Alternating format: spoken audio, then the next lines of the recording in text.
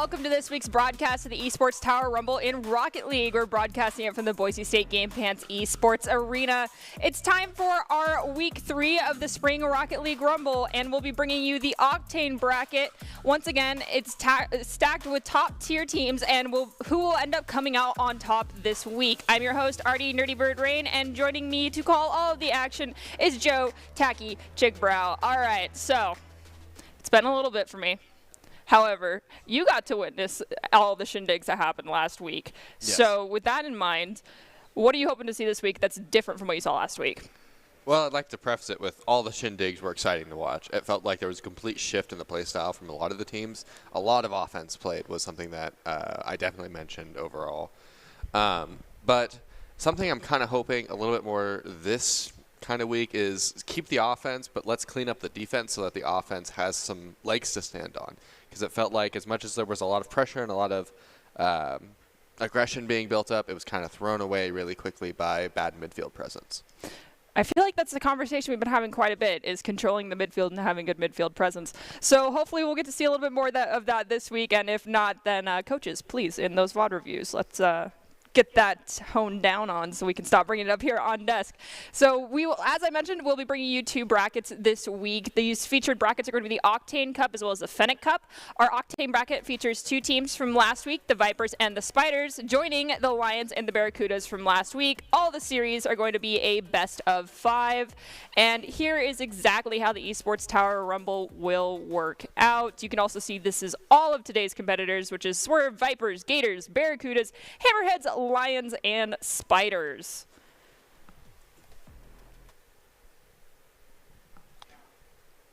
Well, definitely last week it was really exciting to see the Spiders play. I think it's my understanding the first time that I got to see them play, and they played really well. Yes, that was the first time for you at least. Yeah, for me at least. It was really exciting to see them play. They really showcased a lot of that aggression. There were a couple matches where I saw a little bit more of that defense start to come into play too, and I think that's why it led them to a lot of success last week. And I'd really like to see if they've made any adjustments or if they're kind of going to go with the same strategy that they went with last time. All right, well, let's hope they made those adjustments. And before we get ready to jump into our first match, we got to bring you our traditional Docs keys to the game presented today by Esports Tower, where you can score pro advice at esportstower.com. And Docs keys to the game today are create mistakes, punish the overcommits, play the walls better, and demo in the goal. I'm going to add the play the midfield a little bit better. That's Artie and Tacky's advice from the desk. Today's Docs keys are presented by Esports Tower, where you can score pro advice and improve your game sense, improve your team play, and improve your performance under pressure. You'll get matched with great players and professional coaches to help you rank up. And to everyone who is watching, before we jump into this first match, and for our friends on Twitch, we want to remind you to support your team, celebrate the successes, and be respectful to the other fans. Mods will remove anyone who violate these chat rules. All right, so we're going to be gearing up to jump into our first game, which is going to be between the Vipers and the Spiders. As I mentioned, this is going to be a best-of-5 series. So definitely the opportunity for reverse sweep territory, even if a team goes down 2 in the beginning.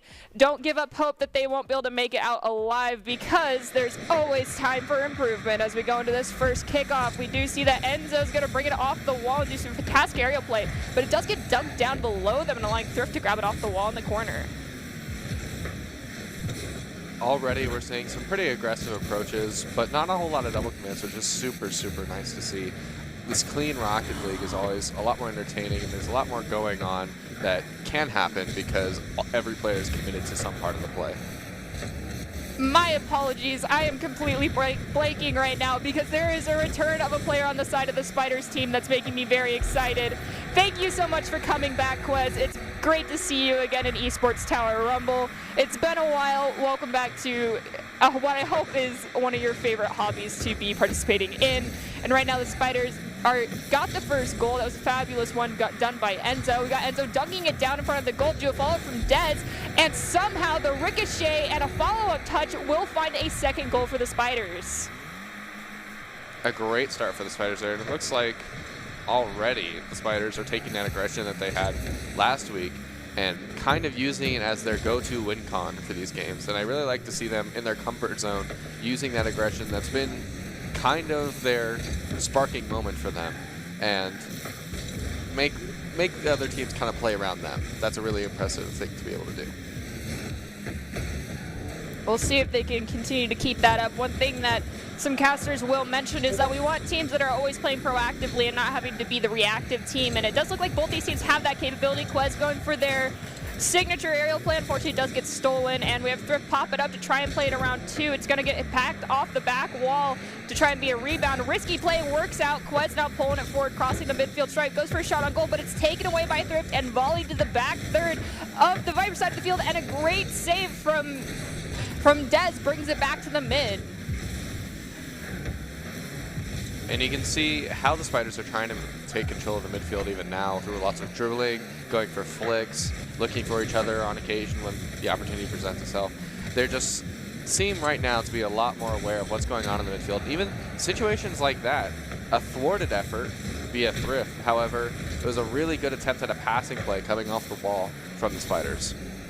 Speaking of Thrift, Thrift and Wilds have actually been playing a ton together and have how quickly they'll be able to work Zydra into the mix of their dynamic duo is going to be important here. Will they be able to get on the same page quick enough to pull it together as a team and come out on top of this game, or is it going to be more like the playing more reactively and just trying to hold their ground? They are currently down by 2 as we're crossing into the back half territory. Will we get the second half boost coming out from the Vipers here, or will the Spiders continue to gain the lead here as they're currently up by 2 and Vipers have nothing on the board?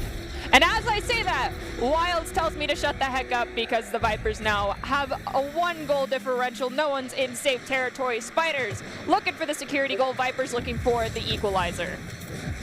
Yeah, and right then it just kind of felt like the Vipers punished and capitalized very well on some corner confusion from the Spiders. There were a couple double commits, a couple people not quite able to get wheels on the ball, and it just felt like the Vipers saw that and reacted in a really aggressive and efficient manner. It's really interesting you point that out because the Spiders have been focusing on offensive transitions in the past week of practice and turning good defense into scoring opportunities. So breaking down that defense shows that it's still something they're rusty on, but it's a work in progress. They do currently have the ball in the back there, the Viper side of the field. Dunked down from Quez, gets deflected all the way crossing the midfield mark. We have Enzo volleying the ball up to Dez, who dunks it over to give it to himself. A fake out from Quez, passes past Thrift and another defender. Spiders currently up by 2, and we've got a little less than 90 seconds left. A great play by the Spiders, a great passing play to say the least. You don't always expect that angle from teams when they just pop it up rather than hitting it to either side of the field. And so having a player that's already ready to make that shot is just shows how the Spiders team have found a way to work really well together and use their synergy to their advantage. Let's see if they can keep up that synergy going forward from here. We've got a minute left, but we've seen teams break down in that time, but it doesn't matter. Quez with a great pass all the way, getting dug out from their side of the field. Dunks it into the goal. Spiders now up by 3. That's a goal roughly every 20 seconds now if the Vipers are looking to close this gap. Yeah, and an amazing redirect from Quez there. And honestly, I'm really excited to see this confidence that I was kind of hoping to see earlier today. Well, I'll be honest with you. The reason why I got so excited is Quez is one of the few players that actually has been with Esports Tower kind of since its inception. And we've missed them quite a bit for the majority of the spring semester and a portion of the winter season as well. So seeing them return is quite nice. They were on the top squad of the Barracudas for an extended period of time, and they've now since moved over to the Spiders. And I feel like they're playing a great role and meshing well with this new team. This actually is a brand new Spiders roster as a whole, so hopefully that's not something that's a deficit. I mean, right now it's not showing as one. They are working like a well-oiled machine with another shot on goal turned away by Zydra. Yeah, and like I was saying before, the confidence that I'm expecting out of a team like Spiders is definitely there. The aggression is there, but the defensive prowess is also there. Some slight mistakes that led to maybe 1 goal from the Vipers, but it's not something that they can't clean up. And as a warm-up game, that was definitely a win. I mean, let's be honest, we're all human beings. People make mistakes. Even professional players in every game, you can see hesitancy. I mean, we're all human. Honestly, that was a fantastic game. It was really nice to opener game because this is still a best of 5. The Vipers are not down and out just yet. There's no one going into match point after this second game either. Plenty of time for them to pull this one back. And one of the things that all the Esports Tower teams are notorious for is actually using the first game as more of a means of scouting and analysis and then adjusting during that second one. So we can probably anticipate seeing that from the Vipers in this next match. Totally agree. I definitely don't think the Vipers are out. They show that they have what it takes last week. They have the offense to make it work. It's just a lot of the time wrapping up that defense that's most important to them. I mean, Zydra is a fantastic defensive player, and then Wilds and Thrift, those two, when they're able to connect those passes, I think honestly just some of their rotations were a little bit out of sync this time. They are a force to be reckoned with, and Thrift does a fantastic job of getting in passing lanes as well and opening up opportunities for their team. So let's see if that pays off here. We do have the ball immediately getting pulled out of the back third of the Spider side of the field, on the back third of the Vipers now. Shot's going to do that, an awkward bounce off the back wall. Zydra's going to send it all the way to the back corner on the Spider side of the field. Enzo gets in the passing lane, taking away from Zydra. Thrift trying to corral it in the corner now is going to bump heads with Enzo, so neither is going to get possession. Dez pops it over but loses it, allowing Wilds to pick it up and bring it to the back third of the Spider side of the field. Already we can see the Vipers trying to use the exact same method the Spiders used against them last game. And this aggression and passing play and midfield presence from Vipers is definitely a really nice, fresh drink of water for this Vipers team. One thing that I have noticed in the past is that we've got a couple Esports Tower teams and players that are very comfortable with aerial play, but the ability to challenge that aerial play is something that many of the players struggle with. However, I'd like to point out that Dez did a fantastic job of going in the air and dunking the ball down from one of the Vipers players about 2 plays ago. So that just goes to show how confident everyone on both these teams is when it comes to their aerial prowess. We've got Quez trying to keep the ball in the air. Unfortunately, they'll lose their dribble. We also see a demolition come out, but Dez pops it up, and Thrift ends up stealing that away. Got to be careful about that. Shot on goal is going to get saved, though. Yeah, right now I'm seeing a couple instances at least where the Spiders are kind of on top of each other.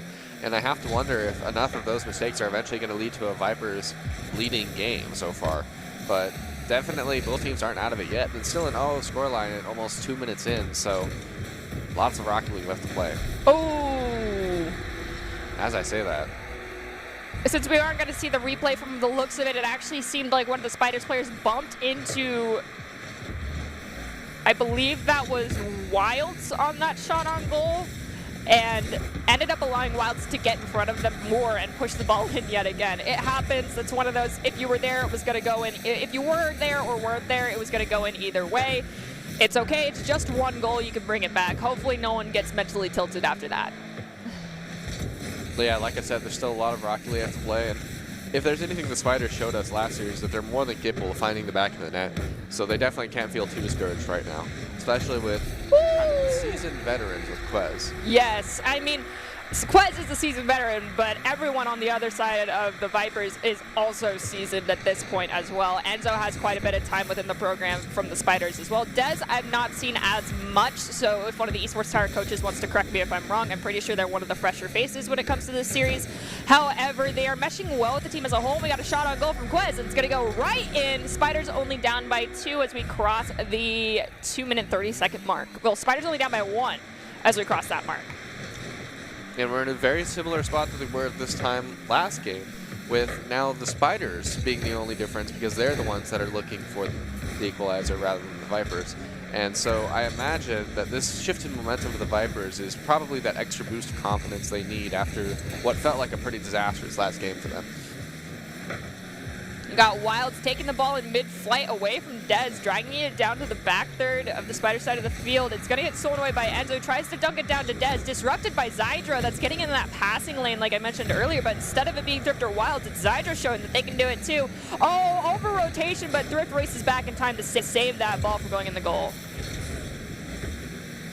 A little bit of some whiffing here at the midfield, kind of a lot of psyching each other out. And eventually Wild just gets control of it, and I think that's honestly been what's been the difference maker for Vipers so far, is that they've been doing a lot better job of not giving up control of the ball and finding ways to get past that midfield line that don't require giving up too many players. I also was noticing in that earlier first half of this game in particular, we had a lot of the Spiders. There was at least 2 instances where I noticed 2 stacked in the goal as though they were almost afraid to leave it because they're just not opening up their comms enough to talk about rotations and to make sure someone is back there. It seems like they're getting away from that and warming back up again. 2 shots on goal from Quez, hitting the crossbar. Follow-up from Enzo, hits the crossbar again. That 4th player you can always guarantee to be there. They never move. Has the worst relationship with everybody on the field, but comes in clutch for the Vipers 3 times in a row. And I definitely think the communication breakdown is a part of it for Spiders, because it kind of feels like once they get into the offensive half, once they're in the Vipers half of the field, they link up a little bit more. But probably on the defensive end, they're not totally sure how each other feel with each of their roles, probably not as experienced with each other as they could be, and it's probably just a symptom of the communication just not quite being there yet. And that is something that will come with time. I mean, at the end of the day, this whole program is about improvement, not rather than just, getting a title. Winning a title as a first week as a team together would be pretty rad. However, it's always a goal to shoot for, and hopefully everyone understands what silver medal syndrome is and knows that you deserve to be on these teams. You're fantastic players, and regardless of winning or coming in second, you still did amazing. As the time ticks down, we're looking for a buzzer beater. Can we get it? Maybe, but it's on the wrong side of it is on the right side of the field for the Spiders to do that. Wilds is looking to close this out by hitting on the ground. Quez pops it up, but I think, yes, it's going to hit the ground. And with that, we are now equalized, one aside as far as the series goes. No one at match point. Next game still ain't going to send anybody in match point now. Yeah, definitely an exciting series to say the least. I'm really hoping, honestly, it's good Rocket League all around, but I'm still really hoping that we take this to a Game 5 and take us to an overtime, because both these teams are capable of it. They have some really immaculate offense. They're really good at punishing mistakes, so I'd really like to see where it goes next. All right, so we've got one vote for a Game 5 on the desk. You know what? I'm going to say that, too. I mean, opening up a whole broadcast of the Game 5 is always very fun. I don't know about the overtime, though, because sometimes y'all like to make us suffer up here, and we've seen 8-minute-long Rocket League overtimes, and my goodness, is that anxiety-inducing. So if we do go to that, please close it out fast. And I'm very sorry to whomever team gets the game closed out fast on them, but I appreciate it when that does happen. And we're about to jump into our third game of this best-of-5 series. And let's see if how this one shakes out. And after that, someone's going to be at match point. But if someone else wins, then we're going to guaranteed go to a Game 5. So we'll have to wait and see. The next 10 minutes, technically, are going to be the telltale signs of what will happen. While those 8-minute overtimes are very stressful, it can be stressful in the roller coaster kind of way, where afterwards you realize just how much fun it was. But definitely I wouldn't be surprised if I see the Vipers or the Spiders kind of run away with this series. I mean, that kind of aggressive offense combined with any kind of defense can be really an unstoppable powerhouse in the right team's hands. And once they get going, sometimes all you need is that positive momentum to keep the comms up and keeps the vibes in the right direction. One thing I do notice that the Spiders are doing is just slight overcommits on goal-scoring opportunities, seeing all three of them kind of bunch up into the corner on that first commit here to try and get a shot on goal. And we do see Enzo and Dez collide there, and then Quez over-rotates as well. Zydra Wilds in front of everybody from the Spiders, and as I'm mentioning it, it becomes their Achilles heel. Vipers now up by 1. And it took 49 seconds, but, I mean, that's still plenty of time to equalize it out. We'll have to see what happens. They won the last game by 1. It was low scoring compared to our first one, but it seems like whatever they did between Game 1 and Game 2 is working. Definitely have to agree there, and probably this is starting to feel a lot of pressure for the Spiders now. They came out swinging the first time, and now the Vipers are taking control of last game, and they've taken control of the first parts of this game as well. So I feel like the Spiders are definitely going to have some kind of conversation, whether this game goes well for them or not, in between what happens after this game and the next one. They're still going through growing pains being a new roster together, so it'll get cleaned up over time. It just takes time for people to get comfortable with one another. It's a part of making a new team. It happens to everyone. Let's see if they can pull themselves out of the woods, though. They're only down by 1. We still have plenty of Rocket League left, especially even in this game itself, with 3 minutes and 19 seconds still on the clock. Quez goes up, playing it off the back wall. Slightly awkward angle. Dez, though, for the follow-up, gets the shot in and finds the back of the net. We are now tied. However, I will point out yet again, overcommit on a goal-scoring opportunity. There was no one near the back half. Yeah, I mean, definitely an aggressive posture there from the Spiders, but you have to hand it to Quez. That was an extremely good pass. The double tap off of his team's pass against the backboard, putting it mid. I mean, an impressive display of mechanics, but you have to ask, what happens there if they miss? This is what happens. And you can see one player misses that ball for the Spiders, and the other two are just rushing back. There's no one in between the Vipers and the back of the net on that play. You gotta watch out for those overcommits and over-rotations. Make sure someone's always ready and waiting at that back, at the midfield stripe at the least. We're close to it, so that doesn't happen again. That's twice now that the Vipers have taken goals off the Spiders. 3 times now because they are the Vipers are closer to the Spiders' own goal than the Spiders are themselves. Cherry picking, you don't want to let it happen. And it feels like maybe the Spiders are relying too much on their one teammate back on making a good play, but in reality, that last guy is oftentimes just there to stall for his team to get back. But if they don't get back, then he can't do his job. I understand trying to facilitate one player, but that in facilitating, you need to make sure that you are still doing all of the core mechanics, which is, you know, getting in the back post, communicating with one another, and being a presence on the field. We do see Quez is actually the one to rotate back towards the goal on this play to prevent it from repeating the past mistakes that have occurred. Enzo's going to come in, play it into the corner, has to dig it out, does not have quite the follow-up angle that we want from Quez, so it's going to bounce off to the side. Thrift has to play it around Dez, can't find it. See if the rotations are playing out here. Thrift is going to elevate, pop it off the backboard, look to dunk it in the net. It's going to find its way in. Vipers now have the score that we saw from the Spiders in game 1. 1 minute, 44 seconds left on the clock. Can the Spiders pull this one out, or will we be running into a match point after this game? We'll have to wait and see. An impressive double tap there for the Vipers, but I mean, yeah, I can't really give much more credit to the Spiders at this point. It feels like they're kind of letting Vipers run away with the game.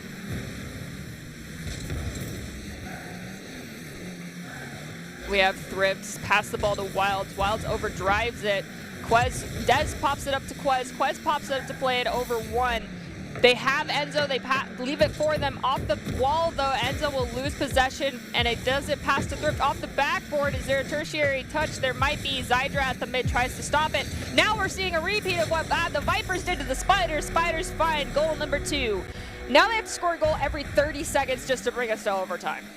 I mean, definitely doable. It's doable. We've seen a lot more goals in shorter time, but it just ain't easy. Has not been there for the Spiders. It felt like they got one really good passing play and that worked, and the next one kind of was just a Vipers misplay that hasn't really happened too much this entire game. And while the Spiders have felt a lot flashier this series and a lot more aggressive, I'd argue that Vipers are playing much more disciplined Rocket League, which is at the end of the day the only thing that matters.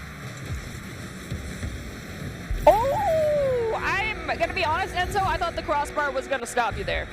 And they did it in 26 seconds. Yeah, they have plenty of time, more than enough time. They could even come out on top before in overtime at this point, but they need to not let another goal in, though. That's very important, lest these hopes be dashed. At that point, it would just be insult to injury.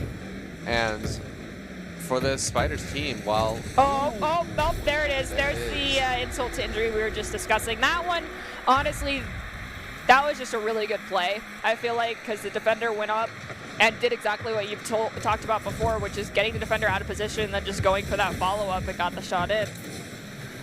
It was a really, really good pitch from the Vipers. I wouldn't have expected it if I was on the Spiders, but the problem was there is that they had 2 people basically defending the same third of the field, the same middle third. So when you beat one person in that play, you beat both of them, which is exactly what happened. Well, now we have the Vipers at match point. Spiders only have 1 game punched on their ticket card for victories thus far. It's still anybody's game. As we mentioned earlier, this is a best of 5, not a best of 3. So Vipers win this one, and that's it. They close it out, and they can walk away victorious. However, they cannot let that get to their heads just yet. They have to play this next game just as clean, or they could end up allowing the Spiders themselves to put themselves at match point. Let's see how these next 5 minutes shake out.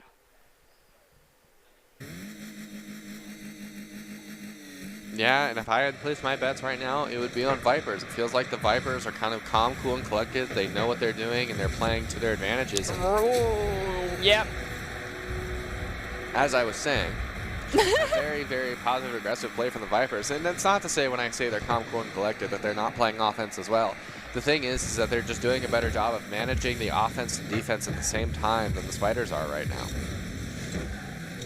Got a pop up that's from one of the Vipers players. It's going to be saved by Enzo. He's going to dunk it to Dez. Dez not looking to play it off the wall to center it up. Nope, never mind. Just going to try and pass it to someone. Zydra, though, gets in there and takes it away. Too many touches. You got to look for that give and the go. Even if there is plenty of time, know the pressure from the Vipers is going to be immediately on you once you get ball possession. So expecting that and anticipating where you need to pass is important so you're not reacting to the steal. Instead, you are being proactive.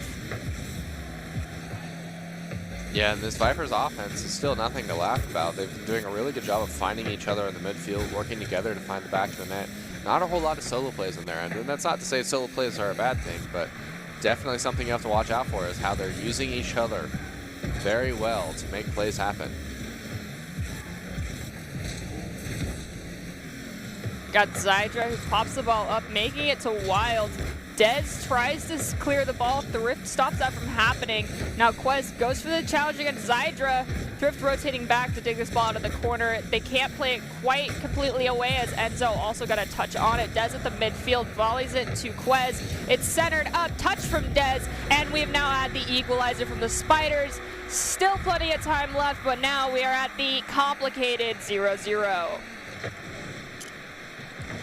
Already a very close game. The Spiders are determined to not be done with this series yet. They really want to pull it to that game 5. And ooh, Enzo, weird pinch there. That was pretty. If only the follow-up was there in time, but I'll be honest, there's 2 defenders who just dropped on the ground. I don't know if that follow-up would have worked out, but you're going to turn it into a goal-scoring opportunity. At least Thrift will for themselves. Now down by 1. Spiders looking for an equalizer. Vipers looking for that safety net. Let's see who ends up getting the next goal. We got Enzo winning the kickoff, but Zydra as well as Thrift will take away that ball possession immediately. And one thing I'm really noticing from the Vipers right now that could be a definite difference maker is how kind of unpanicked. Ooh, taking out the goalkeeper. But like I was saying before, they seem very unpanicked. Like I said, calm, cool, and collected. But in this case, what I mean is when weird plays happen, like that last play where there's a pinch and it bounces around right in front of their net, there's not a whole lot of double commits. Nobody's running into each other. It's very cool. They just get it out, they pass it up the field, and they get out of there as soon as possible. So it feels like they're very prepared for when the weird things happen as well as the normal things. And I think that could be a definite difference maker and why they're doing such a good job of defending the back of their net. So the main takeaway is adaptability, but be ready for the weird. Yeah, definitely. Thrift did a fantastic follow-up touch there, sneaking behind both the defenders.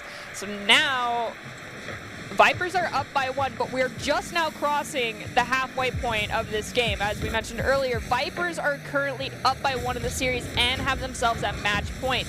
Spiders really gunning to ensure that they are not out of the series just yet, so we can have both teams at match point. See if that back half of the round boost comes through for the Spiders and they can equalize this one out or clutch it out and win it. Definitely agree there, and the Spiders are for sure not out of it. They definitely have to do a better job knocking down those Vipers passing plays, though, because I think all 3 of their goals now this game have been really clean passing plays from one player to the midfield, or in that last time, it was the midfield player passing it to a guy in the back corner who then took a very sharp shot into the back of the net. We have the ball lose quite a bit of momentum there, getting dunked down from Dez. Enzo sets it up to Quez. It hits the crossbar. The 4th man comes in clutch yet again. Enzo looking to keep this opportunity alive. Hits another shot in. Unfortunately, one of the Vipers players got in the lane first and did slow it down yet again. So Wilds now is able to bring it forward.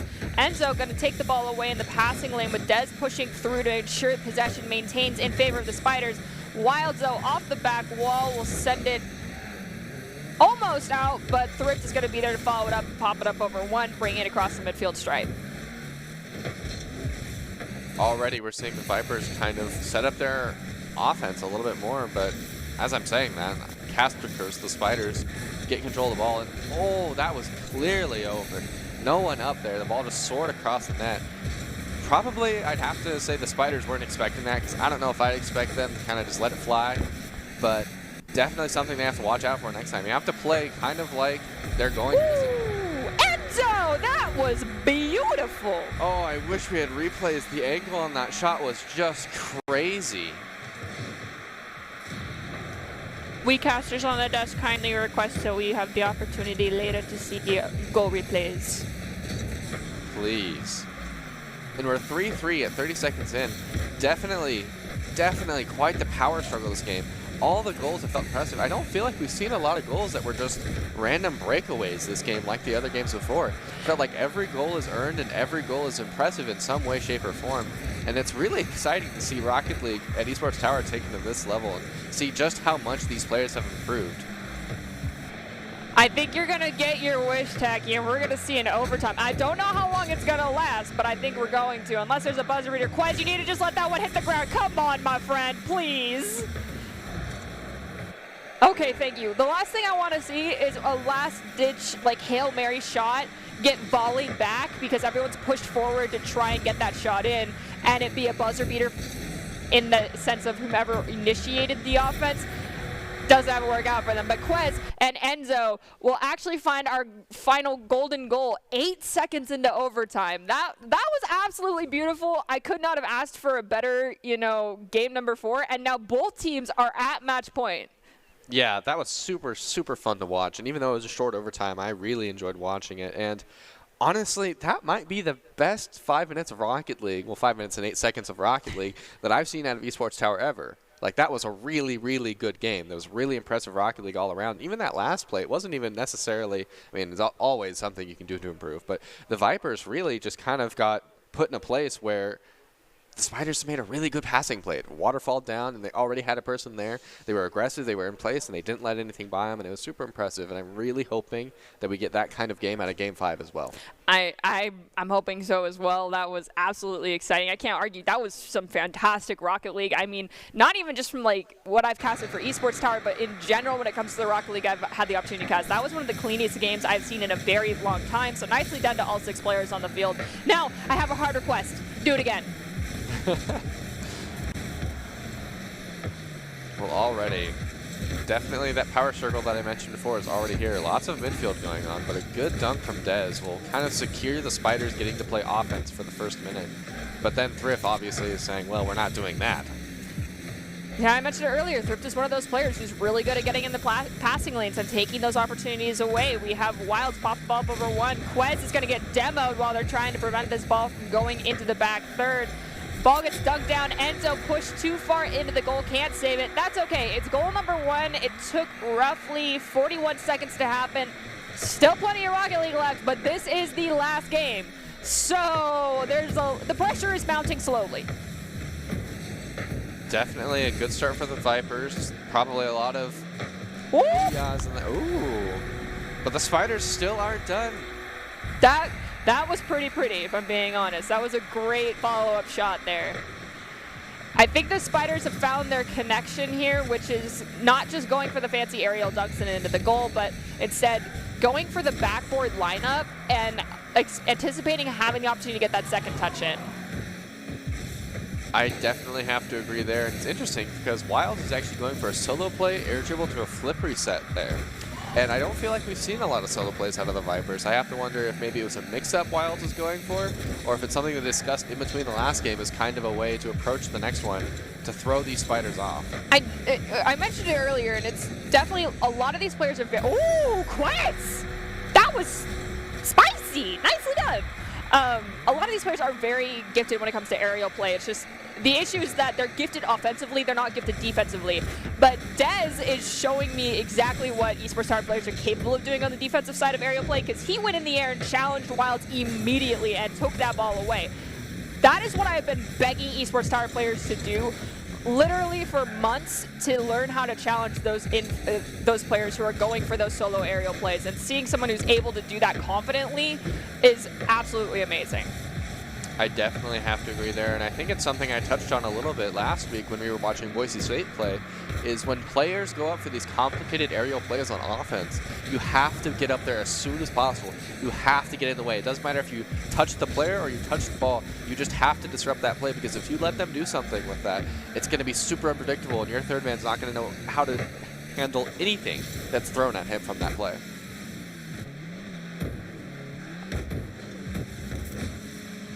Got Zydra doing a fantastic job. Pops the ball up, trying to maintain possession, but loses it. Dez plays it off the backboard, goes for the follow-up touch, but it's going to be a little bit too high. The tertiary touch is going to go in from Quez. That was calculated and actually pretty perfect. Yeah, and I bet the Spiders have to be breathing a sigh of relief, maybe relaxing a little bit more. I can only imagine tensions were high towards that game, or towards last game, but the Vipers still aren't out of it. They are not, but Spiders being up by 2, now up by 3, taking out the defender. That's one of the old Docs keys to the game. Now we're at the repeat of the last game score, but we still have plenty of time left on the clock. For the Vipers, currently they're looking at a goal, I want to say my math is bad, I can't math, 45 seconds-ish? Yeah, I think that's about right. And it just feels like what the Spiders shifted most of all was kind of their mentality in terms of defense, but also on offense, they're going for a lot more demos. And a beautiful cherry pick from Quez there. Just absolutely stunning to see some of these plays come together. And honestly, I don't even feel like the Vipers are making any giant mistakes, like not having someone back. It's a lot of just not responding properly to these really super impressive, hard to predict plays, especially from Quez. And I gotta hand it to the Spiders. This bounce back in this series is more than acceptable for a mentality shift. So Quez used to kind of be, is that, what? Okay, thank you, Zydra. Quez used to be one of the few players who was very confident on the offensive aerial plays, and it's really nice to see that they've shaken up their playstyle and aren't just going for those solo aerial plays. I mean, yes, they can do it, but they've done some fantastic passes, follow-ups, and pinches in order to get a lot of goals here in this series and the previous one. So they've definitely, the breadth of their skill set has broadened, and they're bringing it to the table in full force. Yeah, I definitely have to agree. I can see a little bit of that playstyle in Quez, but it's also nice to see him work together with his team, as you were mentioning. A lot of these goals that he's scoring are the result of his teams finding demos or finding some extraordinary upfield smashes that he can just cherry pick off of. Got Wilds and Thrift, but unfortunately they do lose out possession. Zydra tries to maintain it, passes it back to Wilds instead, who pops it to Thrift in the mid. Thrift looking to dunk it down to Wilds, disrupted by Dez in mid-flight yet again. Ball on the side, Zydra sends it directly into the middle of the field. Enzo gets in there, steals it away, demos one of the Vipers. Ball now on the back third of the Viper side of the field. And it does look like it went flat against that goal, against the goal, so it's a little bit of a hard angle to expect that to bend in. No one is back up here. Yeah, and as the clock ticks down, 13 seconds left, 3 goals to be scored. I don't think it's possible, but I have to hand it to the Vipers. They still played a very impressive set of Rocket League. Both teams had a lot going for them, and I think the first couple games were kind of riddled with a lot of mistakes in terms of, well, as we talked about, a lot of overcommitting and over-rotating. And I think towards these last 2 games especially, and a little bit into the last half of the 3rd game, we definitely saw it clean up quite a bit, and we saw some really impressive Rocket League from both teams. I believe this scorecard is incorrect because I believe the Spiders won. So we'll just go off our best bet and say yes, congratulations, Spiders. Yes, it is being updated. Thank you. All right, congratulations, Spiders. You guys are the victors this time. That was a hard-fought game. You guys did a fantastic job. Vipers, you guys did fabulous as well. Quez, congratulations on making it back here. It makes me very happy to see you once again. And so, Taki, you know, do you feel like if you had a program like this existing when you were in high school, you would have done it? Oh, absolutely. I would have too. This program opens up so many opportunities for students, and one of those big opportunities is to play on a team that's organized, because ultimately going at it alone can only get you so far. And if you want to increase your chances of success, you need to level up those ever so important teaming skills. We just saw that in those last few plays coming out from the Spiders, especially connecting with one another and facilitating each other's different play styles. And you can see how far they've come since last time, which, I mean, for us, Quez, the last time we saw you was a long time ago, but as I mentioned, your breadth and skill set has definitely broadened. It was absolutely amazing to get to see that yet again. And Esports Tower really takes the time to create teams of well-matched teammates, and I'd like to give a shout out to Coach Jake. And if you're watching and haven't checked out Esports Tower clubs, you definitely should. It's the fast track to rank up. All right, so here's the Octane bracket. We just got to see the Spiders, and we just got to see the Vipers. So the Spiders are going to move on to the grand finals. Up next is going to be the Barracudas and the Lions. The Barracudas is Quez's old alma mater, so to speak, from the Esports Tower. They have since graduated from having Quez with them. Let's see what shakes out between them and the Lions. Will the Barracudas have to go against their old teammate of Quez in the grand finals, or will the Lions have the opportunity to take them on? We'll see how that goes. And also, I want to really, focus on the rosters that we see coming through on this one. I believe there's some things that are changing, but we'll have to, wait and see until we're in that game. However, we're going to take a quick break, and we'll be right back with the Lions and Barracudas game.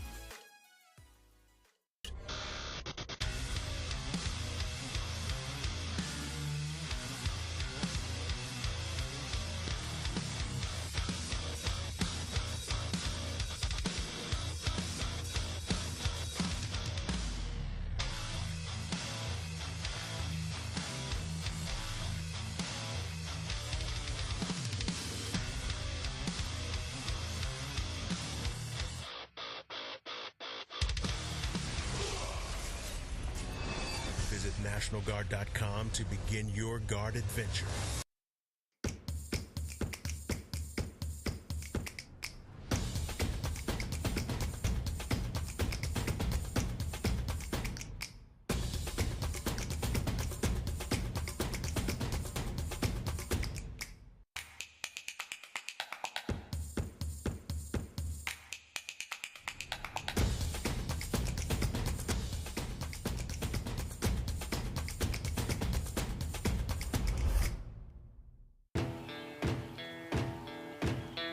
Here are a couple lessons I've learned over the years.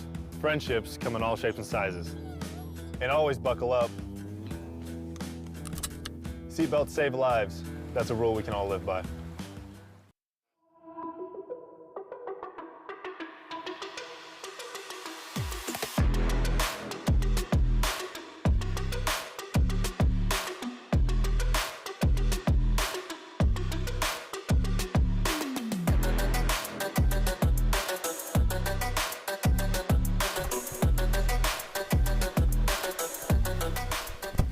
Welcome back to this broadcast of the Esports Tower Rumble. We're broadcasting it live from the Boise State Game Pants Esports Arena.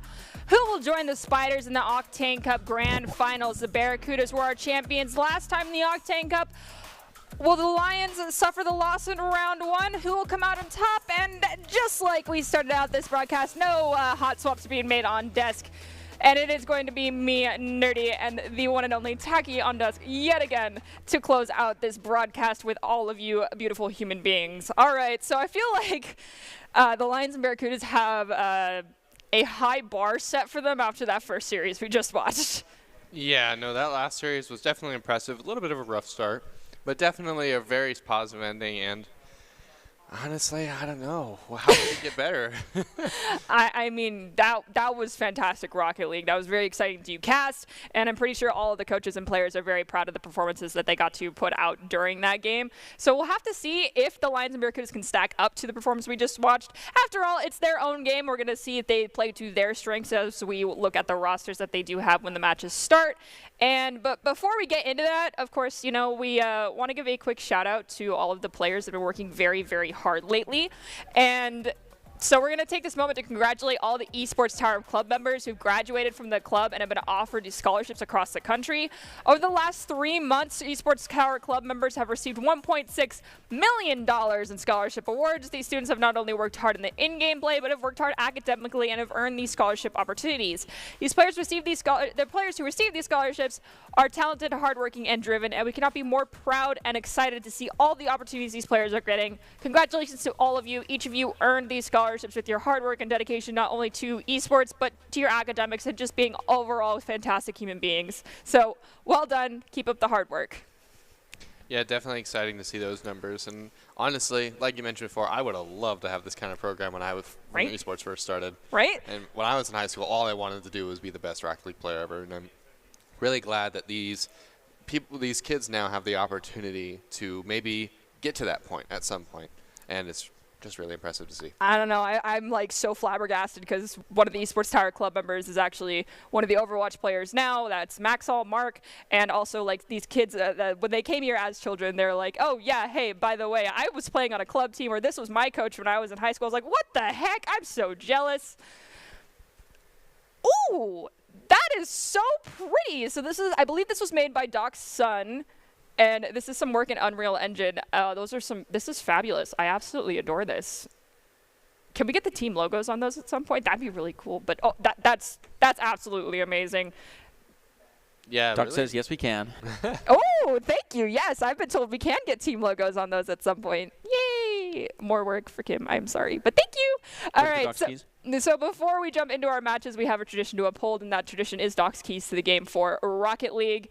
And those keys today are create mistakes, punish the overcommits, play the walls better, and demo in the goal. And from the desk, we're going to provide play the midfield better. Doc's keys to the game are presented by esportstower.com, where you can score pro advice and improve your team sense, improve your team play, and improve your performance under pressure. You'll get matched with great players and professional coaches to help you rank up. All right, so we're going to jump into our match between the Lions and the Barracudas. The Barracudas are the defending Octane Cup champions. Can they hold off the Lions, advance back to the go back to the grand finals to take on the Spiders and take on their old teammate of Quez? Or will the Lions devour the fish of the form of the Barracudas and come out on top of this one and knock them down after their victory from last week? Going into the first kickoff, it does look like the Barracudas are going to take away the ball immediately. Going into the air, Crazy plays it around one, dunks it down, but the follow-up from Jimbo was not quite in time. Kind of a sketchy start to the game. We had a weird backflip followed by a barely miss. Definitely not the way you usually want to start, but hey, that's kind of how the first set of games started as well. A little bit rough around the edges, so we'll just have to see as they kind of iron out those issues what both teams are going to look like in this series. I mean, the way I treat this is we got to remember that these kids are in high school. They got a lot of stuff going on, so they probably don't have an ample amount of time before these matches start to warm up. So it's like right when that timer starts ticking down, the oil gets dropped into the gears. It's the teammates, and it has to work its way through before things start going smoothly. So the first match, typically a little bit rough. We have Protato getting a great shot with a follow-up touch from, I believe that's Nano, who's NNO. Correct me if I'm wrong. Getting that second follow-up and allowing that first goal to go through. I do believe that's Nano as well, based off the sombrero topper that he's used in the past, but I have no idea who Trust Me I'm Trying is, but Jimbo finds goal number 1 for the Barracudas, and we are at the It's Complicated 0-0. Luckily, they're using this time that we're figuring out who's who to kind of stick the game still at a 0-0 line, so when we have it all finally figured out, it'll be time to really see who's going to pop off in this series. If I had to guess, Trust Me I'm Trying, typically that's something that like KJ would do with their name, but I'm not positive. A little bit of a miscommunication there from Barracudas, bumping each other in the air. Looks like both were attempting to go for some kind of hero play. You can't be the hero in a 3v3 team-style game. There's 2 players with you on that field for a reason. We've got Jimbo playing it around Protato, but it does manage to either hit the crossbar or we're going to say it couldn't quite exactly see that one, but a drift tries to go off the backboard. Nano tries to slow down a little bit, ends up losing it to Crazy Cat, probably. And Nano off the side has an opportunity to center it up. All 3 members of the Barracudas are bunched up. A drift blending will bring it across the midfield, and Trust Me I'm Trying will take it away for a moment. A drift now looking to elevate and dunk it into the goal. Nano reads it well and redirects it to the side. Yeah, definitely a little bit of confusion kind of being mixed out now of the Barracudas offense. Not as much double committing as we saw before, not as much just weird half misses, but so far it just feels like both teams can't quite get into their rhythm. A lot of just barely not quite in or just barely off plays, and it probably just means this first game is going to be the warm-up, the kind of scouting ground they've used before in the past. And so maybe it'll be the next game or the third game that we finally start to see the teams kind of play with a little bit more confidence and look for that aggressive ownership of the field. The machine is just getting oiled. It's not quite a well-oiled machine just yet. A really good save there from Rotato, really hard save, very close to the play, so he had to make that jumping save and that split decision so fast. Off the back wall, it does look like that was meant for a teammate, but Nano gets to that passing lane first.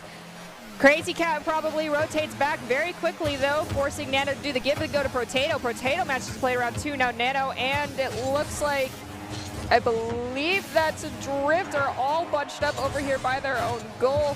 That's a little bit of a complicated situation. We see a demo come out, Nano racing back, gets the opportunity to pop it up over a drift. Can they outplay Jimbo and a drift lemming at the same time? They cannot.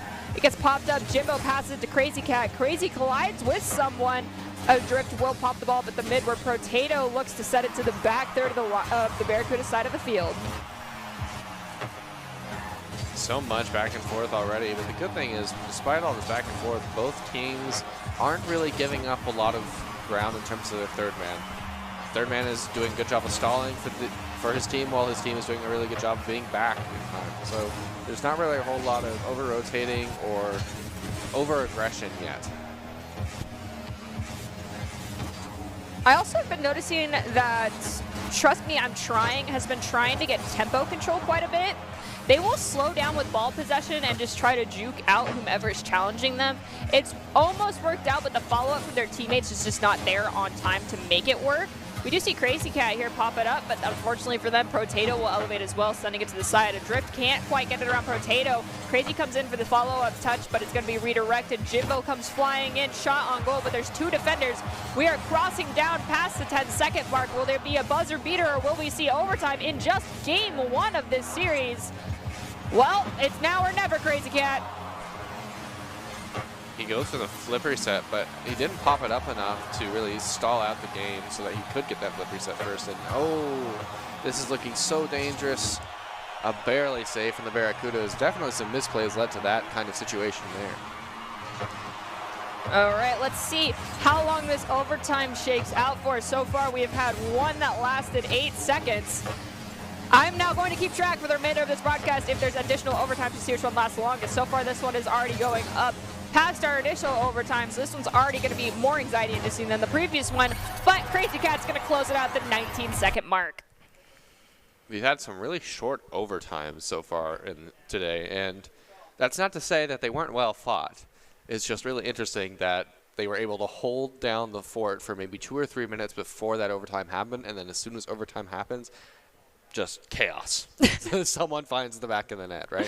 That yes. defense, it's not necessarily not there, but something picks up and something changes for Esports Tower teams, and they just figured it out in overtime. I think they just become very, very hungry for that goal, and no one ever wants to lose out to that golden goal. I personally have always kind of despised golden goal. I understand why it exists, because it'd be awkward to do a certain time-sanctioned overtime for Rocket League.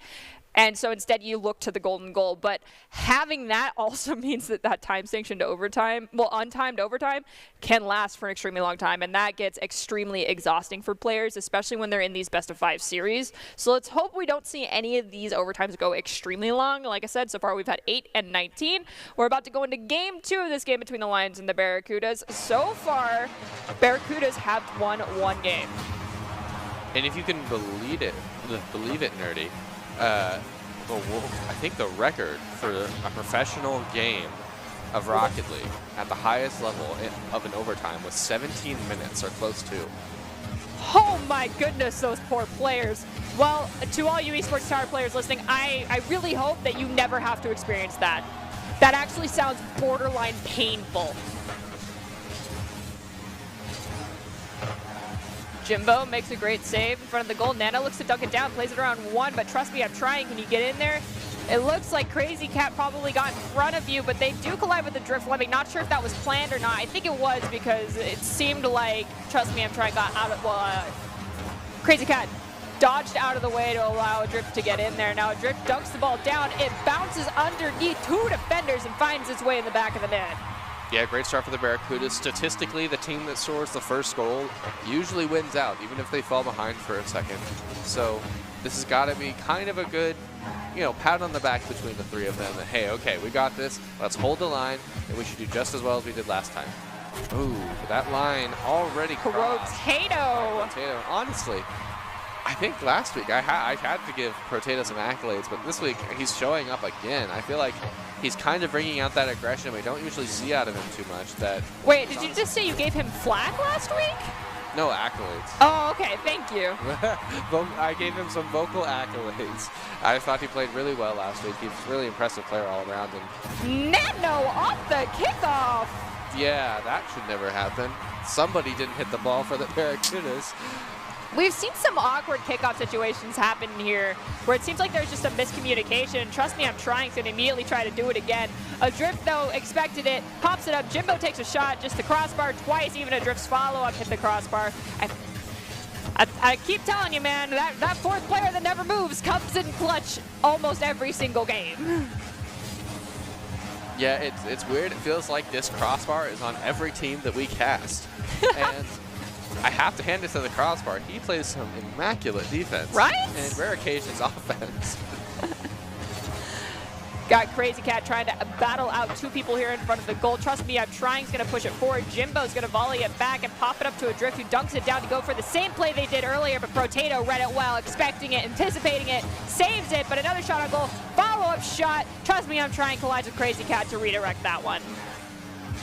Yeah, and I know I just mentioned that the Barracudas statistically should win the game, but they kind of opened forward for the Lions earlier, and 3 goals, and what felt like, I think, must have only been about 30 seconds was kind of completely shifted the game from a close game, at least, to a Lions dominant kind of, well, dominance. I don't know what else to say. They opened the floodgates. What can you say? I mean, it happens, but with how quickly that the Lions scored those 2 goals, the Barracudas could do it themselves. And as I'm saying that, the Lions scored goal number 4 for themselves. Still plenty of time left on the clock right now to fix that. It's about 35 seconds per goal. That's more time than the Lions have had thus far to score those first 3. And the Barracudas are just looking, honestly, they shouldn't be looking to get ahead. They should be looking to find that equalizer and go from there, and planning out around just getting to that 4-goal mark. You can disagree with me, by the way, and tell me I'm completely crazy. Honestly, at this point, with only 2 minutes left, I mean, the odds technically aren't totally against you, but you kind of have to just reset and say, hey, okay, this might not be our game. Just do the best we can. If we get scored on anymore, not the end of the world. This is a hard game to come back from anyway. Let's just make sure we keep our attitudes and our mental energy in the right spot so that next game, we don't let this bad stuff leak into the next game. That's going to be a lot more in our control now, right?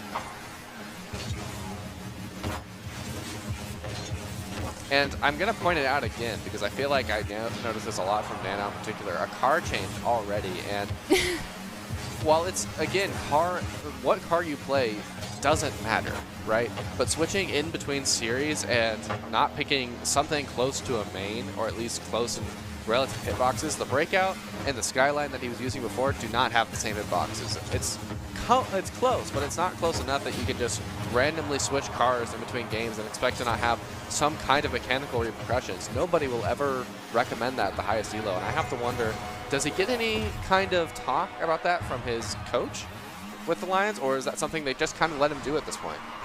That's a good question. Hopefully it's something that does get brought up by the coaches or the players here going forward. Right now the Lions are only up by 2. We've got 50 seconds on the clock. That's 1 per 25, but now they're up by 3. Those chances of closing that gap for the Barracudas might be gone at this point, and it could be, as Taki said, a GG go next. Oh, never mind. I am bad at colors. It's the Barracudas who are now at 3, Lions at 4. 40 seconds on the clock. I think the Barracudas could equalize this one. I definitely could see it happening. I definitely could see another overtime here, and how exciting would that be? But honestly, even if the Barracudas come away with this game, I gotta kind of just say that they got a little lucky. They got a little bit handed here, because the Lions being that far ahead and the Barracudas giving up so many free goals like they did kind of means, honestly, Barracudas probably shouldn't have won this one, but nevertheless, the Barracudas are holding their own and kind of doing exactly what I was talking about. It's just saying, wait, let's do the best we can, let's play some offense, and no matter what happens, just keep the spirits high so that next game isn't thrown. Unless we see a buzzer beater here, that is it. Crazy Cat looking to try and keep this one alive, and they're going to find the buzzer beater! Crazy Cat, you're absolutely crazy. And I also want to give a quick correction to anyone that is listening. NNO is not Nano. Actually, NNO and Trust Me, I'm Trying are a pair of brand new Esports Tower players. So welcome to the family, you guys. You have a great teammate with you in the form of Potato, who has been a star in the past here with Esports Tower. Hopefully you guys can work on trusting each other and balancing out your skill sets to develop a well-rounded team while you're in pursuit of the titles offered through Esports Tower. You've got 24 seconds so far into overtime. You guys are still tied. Let's see who comes out on top. Will it be the Lions or the Barracudas? Yeah, so far the Lions have had the pressure, but the Barracudas are now finally getting that breath of fresh air. But Trust Me, I'm Trying is just saying, nope, we're not doing that. I'm going to make sure you guys are suffocated in your end of the field here. And Rotato even finds a way around what I believe was a drift. Or no, Crazy Cat. So it's a lot of pressure coming out here now. And finally, NNO, the new player, right? Yes. NNO finds the back of the net after another overtime. How far into that overtime did we get? I think that was 37 seconds? I think I was that too sounds right. paying close attention to what was happening. I saw the double demolition come out, and I was like, oh, they're planning something. Yeah, no. Demos are a really, really good way. I mean, they're always a good way. But in overtime in particular, when the stress levels are already high, I'd argue that demos become a lot more viable because it kind of just adds that extra level of stress because you can kind of predict your teammates' movements and the rotations a little bit more, especially when you're communicating. But the demos are something that, while you can dodge them, they're a little bit more outside your control. And so causing that kind of panic is a really good way to kind of get in the enemy's head, especially when it kind of moves exponentially in overtime when you don't have any free lives anymore. And, I mean, if you look at it from the perspective, we'll just route it out and say that that was a 40-second long overtime. Having two people get demoed back-to-back. Oh, it was a 52-second overtime. Thank you, production. Having two people get demoed back-to-back right there, when a demolition respawn timer is roughly 2.4 seconds in total, people will round it up to 3 seconds. We'll just say 3 in this case. That is almost 10% of that entire overtime. Actually, It is 10% of that entire overtime. So that is a rough situation to be in, to be down 1, and in this case, down 2, technically speaking. So it's an old key to the game, but allaying the demos is still very important. You got to try to anticipate it. I understand that sometimes people go Mad Max on that field, though, and are just looking for gasoline. And in those cases, I say good luck and just try to stay level-headed. We are going to be headed into our Game 3 here in this best-of-5 series, and we're currently tied 1 aside. And do you have any anticipation of who you think will come out on this game? Honestly, I feel like the Lions are kind of going to run with that on their momentum. I feel like we're going to see the Lions pull ahead in this series, but as I am learning more as I cast that I should just keep my mouth closed. I might have baited you into that one. Yeah, that's Jem does it to me too, all right? This happened last time with the Barracudas as well, right? They came ahead early in the game, but still through the first 3 or 4 goals and just kind of let the Lions take control of the game. But not to say that they weren't able to come back as well and keep their heads in the game. But this is probably a really nice setup for them. They're probably, okay, we're reset now. Basically, we're at a best of 3. We're right back where we were last game.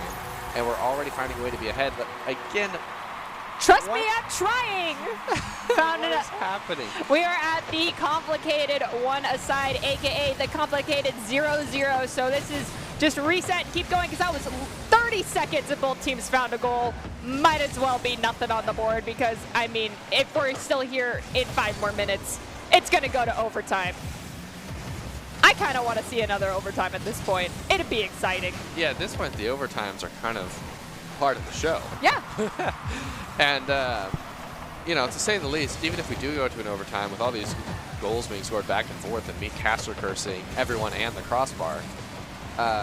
Don't worry, I'll do you a favor and I'll caster curse the next goal. Okay, all right. We'll both call separate things and one of us will be right. Yep. Yeah. But at this point, like, I got to say that either team that comes out of this probably earns it. But again, what was I just saying? This is like opposite caster curse. They come out ahead, Barracudas find that first goal, and Lions just say, yeah, well, here's 3. And now you guys get to deal with it. Now you guys have to play on our terms. Well, I mean, the Barracudas almost closed that gap in the last game as well. They did close it.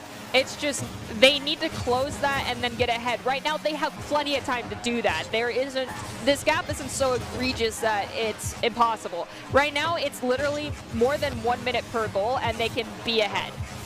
Yeah, I definitely agree that they're not out of it. I mean, they proved that they weren't out of it last series, right? Or last game.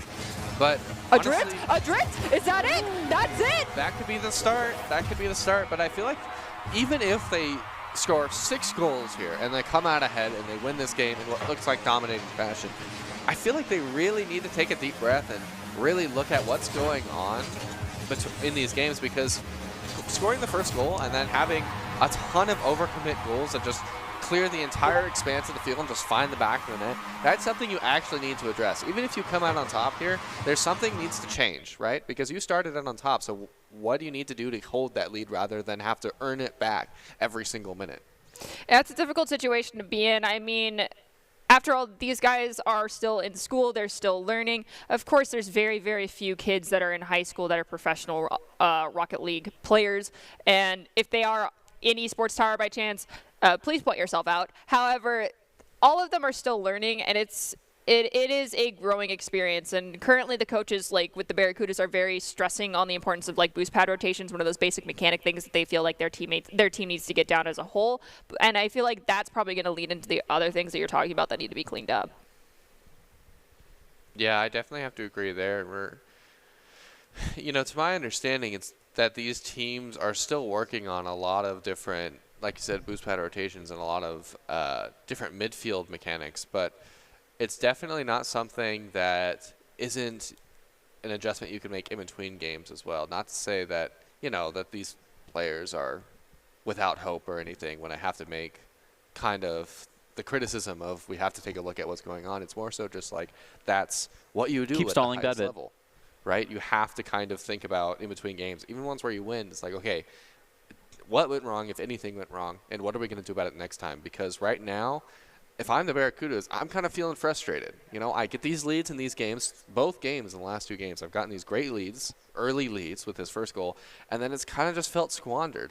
And I don't know if it's a communication breakdown. I don't know if it's just feeling way too confident, being too far up the field, but something's happening where the Lions are kind of just getting handed a lot of open nets.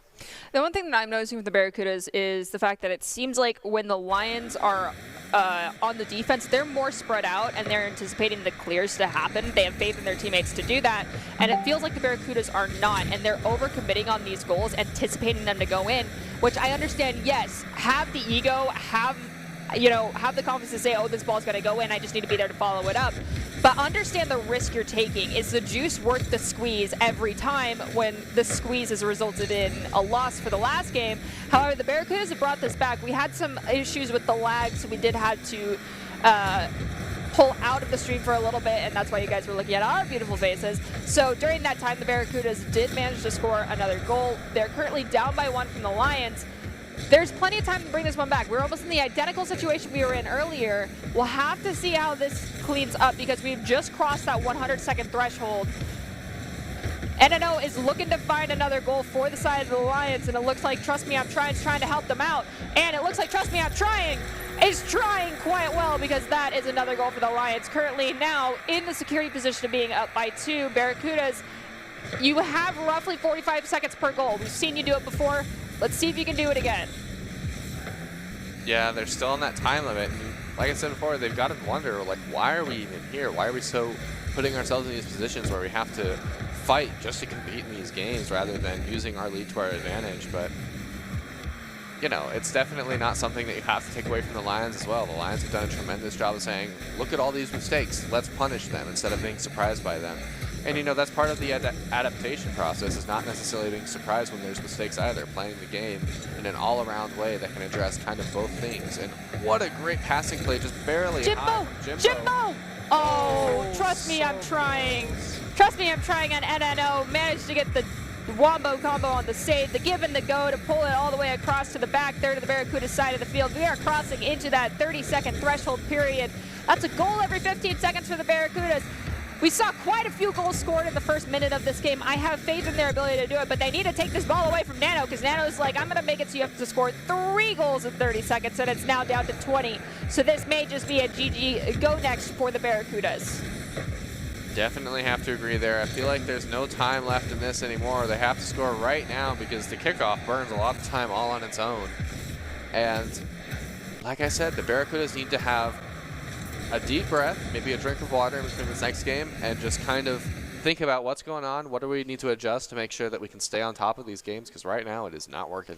One of the biggest pieces of advice I normally give to a lot of esports players, it doesn't matter if you're playing Rocket League, Valorant, Overwatch, Halo, is if you are having a bad game and you feel like you're possibly getting tilted on the mental front, even if you need to remain in comms with like your coach, your teammates, stand up from your chair and just take a deep breath, like actually physically stand up and give yourself a moment to be away from the desk and out of the sitting position, stretch your legs out a little bit and reset your mental as much as possible, because the worst thing you can do is go into a game being tilted or being upset in any way, shape, or form, because that throws off your performance no matter what. I know some people out there will say, well, being angry makes you play better. I feel like being angry within the esports realm makes you overly aggressive, and that could open up a lot of opportunities for the other team to take advantage of.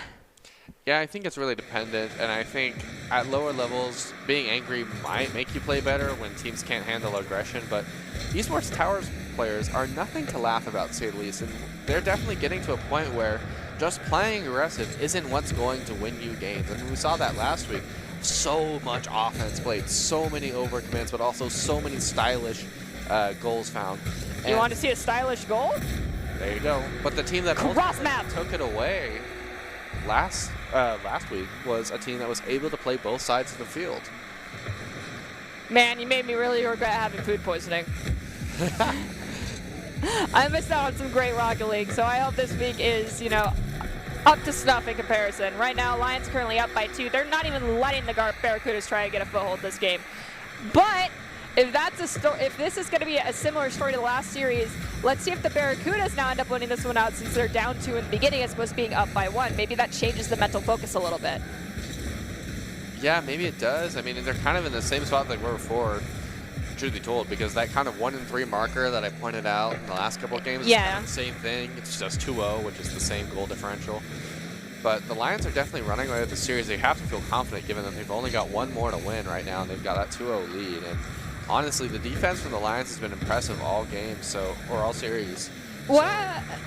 Sorry, continue. Oh, so I'd have to argue that they have reason to feel confident in this kind of situation. I mean, I feel like they can be confident, but they can't be overconfident. When I feel like it really is the nail in the coffin, so to speak, when it comes to Rocket League, is when you see a team up by 3-0, because then at that point there really is just play keep away. You don't need to keep scoring. Yes, you can go for it, but if you don't want to run the risk of having an open goal opportunity taken advantage of, you just play clean passes and you go for the rotations and just working on communicating at that point, as opposed to trying to be flashy and get extra goals and ego on the other team. However, Lions now, as I just was talking about that, I did a reverse caster curse, because they're actually now up by 3. Goal was just left wide open by the Barracudas. Thankfully, the ball went wide of the goal. Protato's going to try to spike it down. Unfortunately, a little bit too wide, so it's going to hit that awkward corner pocket and bounce out. Crazy Cat now looking to elevate over 2. Collides with the Drift Lemming, unfortunately, so that one was definitely not communicated. Ball gets dunked by a Drift in front of the goal. It's dug out at the last second. I don't know who saved that, but someone did it. Nicely done. And we have a collision between the Barracuda players yet again. Definitely feel like the stress is mounting, and it's having a negative impact on their performance. If another goal is scored, they just need to take a quick breath and use those couple of seconds to reset. And remember, there is always more opportunities to come back swinging and perform better. Today may just be an off day, but not for Jimbo, who comes in with goal number 1 for the Barracudas. Now they're showing signs of life. 2 minutes, 37 seconds on the clock is plenty of time for them to bring this one back. They already have almost done it twice. Yeah, and we saw that amazing kind of like down at an angle shot from a Drift earlier that was barely saved by the Lions. And it's kind of what I was talking about earlier, is why they can play with a little bit of confidence, not too much, because they have the defense to respond to those kind of crazy, really weird, but also really hard to save passing plays that a Drift almost found the back of the net with. So with a strong defense, the Lions can pretty reliably rely on holding their lead. Potato looking to increase that one, pops up in front of the goal. It's a follow-up from Trust Me, I'm Trying, gets dunked down, but it looks like a double commit between Crazy Cat and Jimbo allows for the save, but NNO gets possession for a little bit. A Drift steals it away. Challenging in mid-flight was Potato to dunk the ball down, but it's now in the back third of the Lions side of the field with 1 minute and 45 seconds on the clock. Yeah, definitely impressive so far from the Lions. We're, again, back to that 3-1 deficit for the Barracudas. And, you know, it kind of feels like they're playing the same song every game at this point. And not to say the Barracudas are, you know, anything less than a great team. Every team that comes and plays here at Esports Tower is more than impressive. Oh, and a fantastic almost backwards shot there from, I believe, Jimbo. But definitely the Barracudas, having that crown on their head, have finally run into the Lions, who are definitely watching that target now. So that's strapped to their back, been strapped to their back for several weeks now. So, oh gosh, I don't know. What adjustments do you make here, Nerdy? I mean, at this point, I do feel like that possibly there are that the synergy that we normally see coming out from the Barracudas is just not there today. I do believe that Jimbo might be someone who's new to the roster, and so some of those rotations are just not coming through for them like they normally would. Yes, Jimbo is actually filling in for Jababy this week, so with that in mind, that could be what's causing some awkward rotations. However, it does feel like Drift and Crazy are also colliding with one another. So that's just something that over time needs to get cleaned up. If they're tilting, that's something that needs to be worked on. And it will just have to be a GG go next because it's 40 seconds on the clock, scoring 4 goals. It's 1 every 10 seconds. You would actually need the gods of the game to come through right now and shine light down on this field, I feel like, for that to happen. But NNO is going to tell me to shut the heck up because they're just going to keep scoring more goals. Yeah, and honestly, at this point, we've seen a lot of craziness in Rocket League, but I would be willing to put a large sum of money on the table right now and say that they're not going to score 5 goals in 20 seconds. So with that in mind, for the Barracudas right now, oh, we might be looking at a Brazil. With that in mind, if I were the Barracudas right now, exactly like you said, you were so right, Nerdy. Kind of deep breath, shake it out, go next. Like, this is the end of their run for this week, but hey, you know, you did the best you could. You had a new player, and you can't expect it to work every time the first time. And if it does, a lot of the time that's a sign of a honeymooning phase anyway. Yeah. So this should be a learning experience not just for Jimbo, because Jimbo is coming into it as a player who's not necessarily extremely versed in the Barracuda's playstyle. As you can see, there was a lot of miscommunication, a lot of just kind of slow gameplay at the defensive end for them. But it's also a learning experience for the other members of the Barracudas as well, because you're not going to have the same teammates from start to end in your career. I guarantee you that the players they started playing with aren't the same players they play with all the time, even now, right? No. Especially learning and meeting all these great new people in Esports Tower. Yeah, so congratulations to our Lions. They will be moving on to the Cup games later on. And before we move forward, I want to talk to anyone who is watching that wants to have the opportunity to be seen by expert college recruiters. Talk directly to esports industry insiders like pro athletes, team general managers, and game producers. You need to join the club. Esports Tower players get insider access to industry insights. With our featured Rumbles, recruiters are taking notice of these events as well. It's a great way to score exposure if you're looking to start your path to pro or land one of those beautiful collegiate scholarships that we mentioned earlier.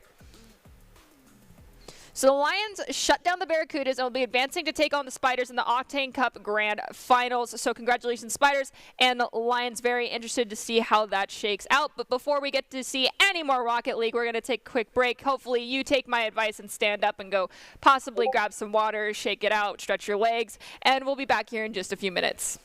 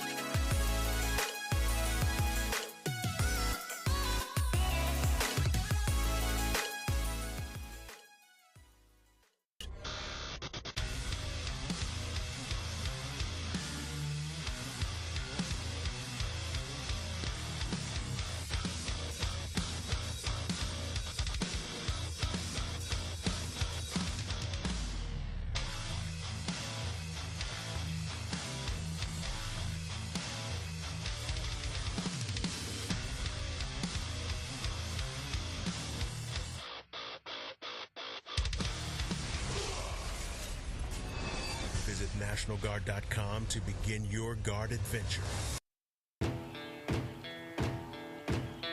Here are a couple lessons I've learned over the years. Friendships come in all shapes and sizes. And always buckle up. Seatbelts save lives. That's a rule we can all live by.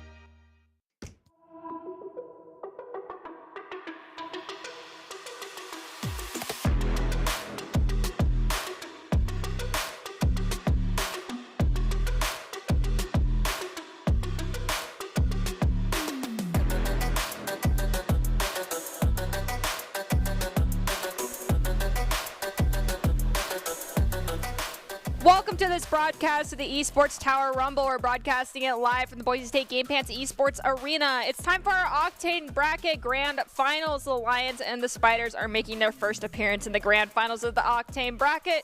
Who will come out on top? I'm your host, Nerdy, and joining me to call all the action is Attacky. All right, so we got to see some fabulous gameplay from the Spiders, and the Lions got some rather opportunistic gameplay is the only way I can put it, because we definitely, I think both of us on us can agree that things did not go as the Barracudas in the last match would have liked. It seemed like there was some bad juju that was sprinkled onto them at the beginning of the day, and it was hard to shake off. That sometimes happens. Yeah. So what are you expecting to see in this next game? Honestly, I feel like the Lions played really well. But I feel like a lot of the mistakes they were making and a lot of the ways that Barracudas were scoring goals on them were something that's pretty rudimentary. And if in my honest opinion, if we see the same Spiders that we saw earlier in the day, I think it might be a blowout. All right, well, that's the prediction. Let's see if it's an actual prediction or if it's a caster curse. Not going to lie, that was kind of calling out the Lions a little bit, so I hope they respond very heavy-handedly here and say, we know our basics and we will not let this happen again, good sir. And to that point, we also want to talk about the basics that we have here at Boise State, and those are Doc's keys to the game in Rocket League. They are create mistakes, punish the overcommits, play the walls better, and demo in the goal. Doc's keys to the game are presented today by Esports Tower, where you can score pro advice at esportstower.com and improve your game sense, improve your team play, and improve your performance under pressure. You'll get matched with great players and professional coaches to help you rank up. So let's kick off our Octane Bracket Grand Finals with the Spiders taking on the Lions as both teams look to claim their first Octane title. So lots of pressure from us. Don't let it actually affect you. It's just our job to build up the pressure. It's got to seem like it's there. The Spiders have a new roster full of experienced players, and will that give them the edge? Let's hop in and find out. Yeah, and like I kind of mentioned earlier, the Spiders feel like a team that are very, very good at, how should I say this? They're very, very good at putting together aggressive, creative plays between each other.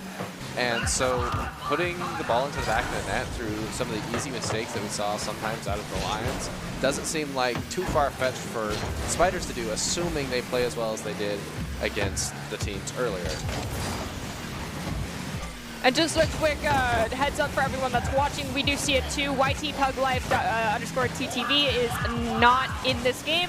It is just an overlay bug. There's only 3 players playing for the side of the Spiders in the form of, my apologies, for the Lions. That is an NNO Potato. Trust me, I'm trying. The colors are swapped. The Lions are in the blue, and the Spiders are in the orange.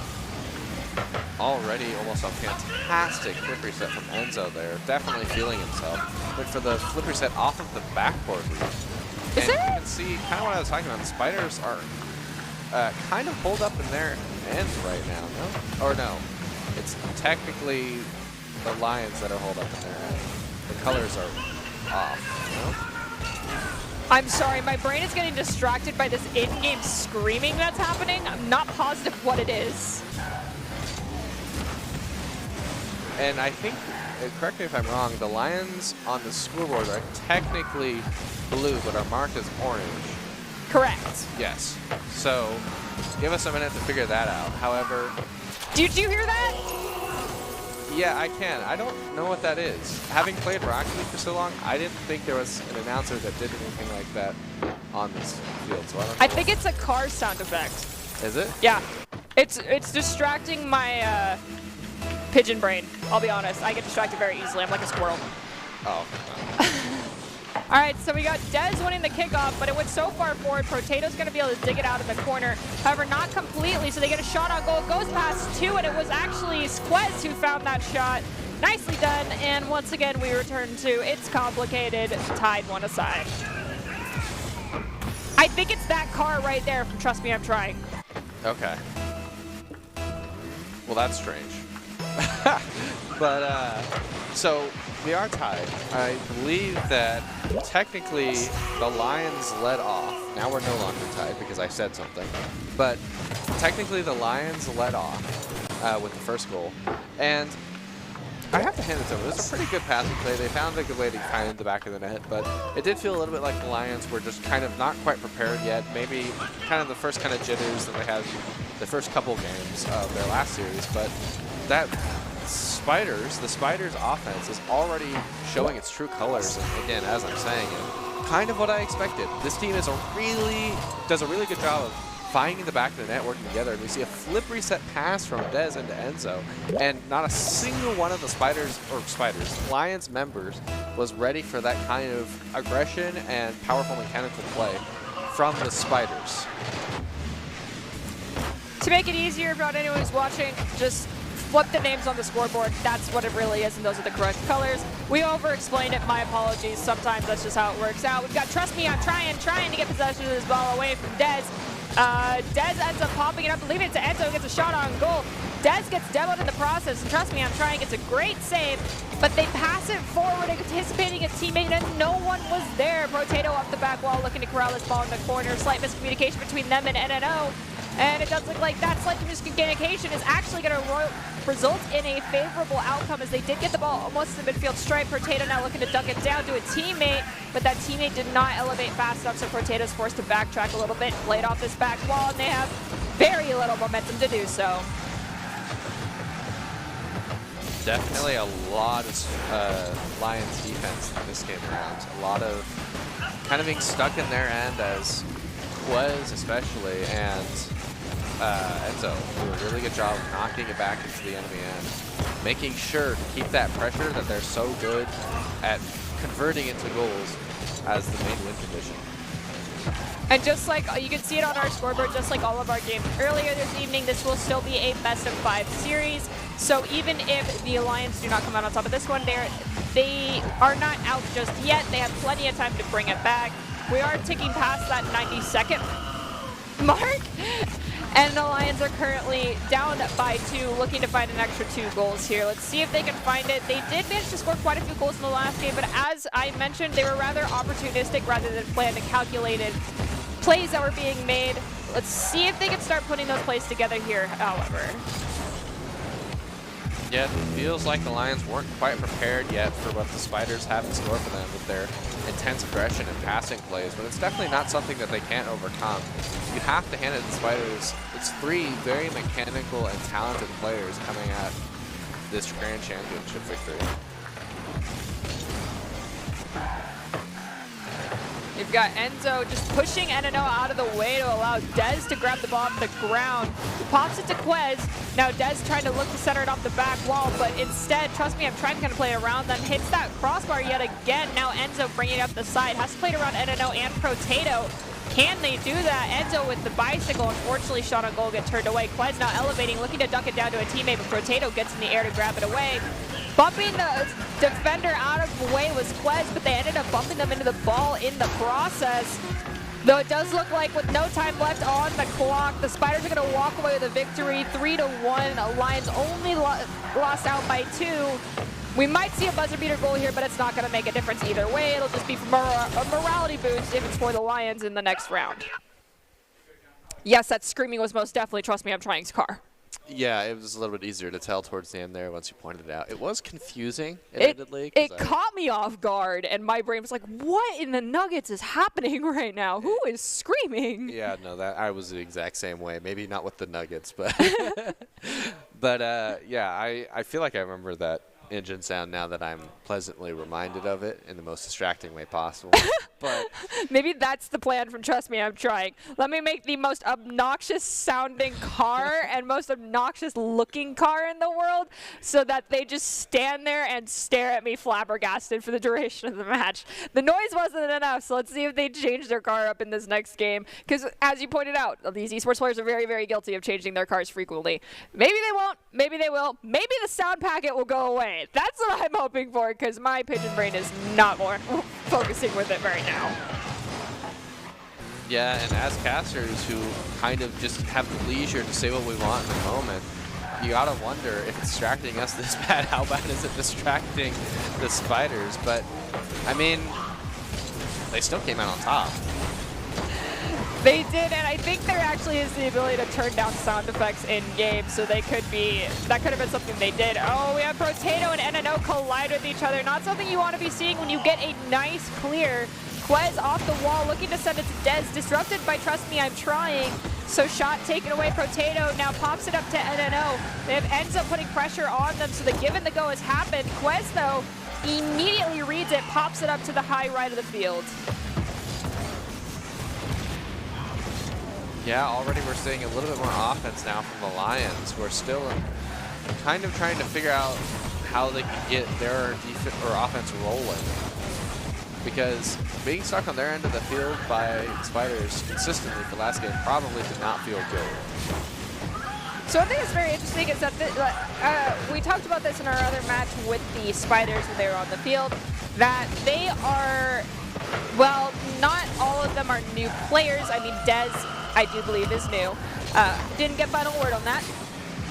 However, they are experienced, but they don't have a lot of experience as a team together, and the coaches actually informed us that this new roster has had a lot of great scrims, and think that the team has been really improving in their comms as well as rotation, so that means their overall teamwork has been getting better. And as I mentioned now, we got Trust Me, I'm Trying, telling me, you know, that teamwork only goes so far. I still can, you know, solo a goal in here from time to time. This was beautiful. We have NNO coming in, actually booping Enzo out of the way. So Enzo's forced to rotate forward too quickly to avoid that demo and the bump, and instead still can't get the ball all the time. Already a better start, but definitely still have to get to see that kind of aggressive offensive passing plays come out from the Spiders, but not to say that they haven't been there, just that they haven't quite found each other yet this game. We've got NNO looking to get a shot on goal. It's stopped by Enzo, though. Dez now elevating it, has to play it around. Trust Me, I'm Trying, but drops down too soon and collides with two of the players in the Lions. Quest decides to take one of them out. It's going to back pass.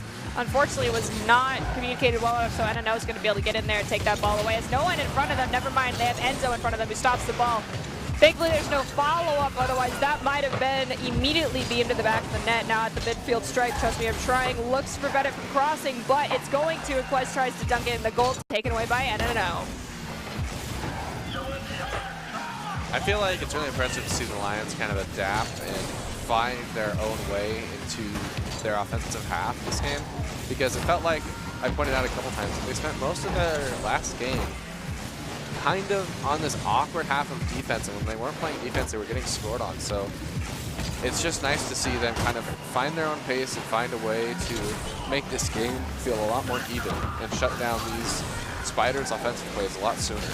So I think one of the things they're struggling with in regards to shutting down the Spiders and also capitalizing more on these offensive opportunities is I've just watched Potato and Trust Me, I'm Trying throughout that entire defense, and Trust Me still is struggling to get boosted up. Have nothing left in their tanks. Plus, I'm seeing these boost meters go from 100 down to like 30 very quickly, demonstrating that these players are not feathering their boost, rather they're just using it all at once or using large portions of it very quickly, and it makes it so that their resource management is just not where it needs to be. So the coaches have been actually working very hard with the players from the Lions to improve their offensive use of their boost. However, I feel like that also needs to transition into the defensive use and make sure they're not getting boost starved. Dez had an amazing pass there right on the stat, barely whipped from his teammate, so he didn't quite find the back end, but a backwards flick by Dez in the first 10 seconds of the round almost secured a goal immediately for the Spiders. And that's that kind of creativity that you wouldn't expect out of most players that this team has in combination with their mechanics that allow them to find all these crazy goals. But when they're being shut down at the midfield like the Lions are, it's really hard for them to develop these plays that they rely on so heavily for their offense. And once again, I mentioned it earlier, you got NNO and Potato who just went from 100 to 0 and back to 100. NNO still struggling to find some boost right now, so their ability to play defensively here is going to be diminished as they're kind of stuck dwindling around the goal. They're trying to get to that boost. It actually does look like that the Spiders are starving the Lions of their own boost pads on the defensive when they're on the offensive here to make it harder for them. So that could be what they're attempting to do. We've got Dez now bringing it up through the midfield. Has the opportunity to send it to Enzo. Des, that was beautiful. This was perfect. Like, sniped it right past Potato as well.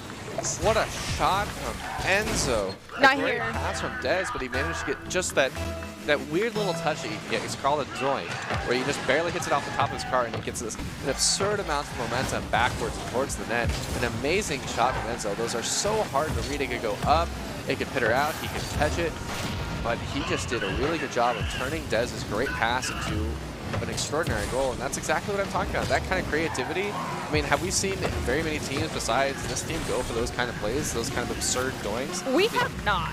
Air dribble, musty flick into the doink shot. Super impressive gameplay from the Spiders, and honestly, I gotta hand it to them. They definitely earned this.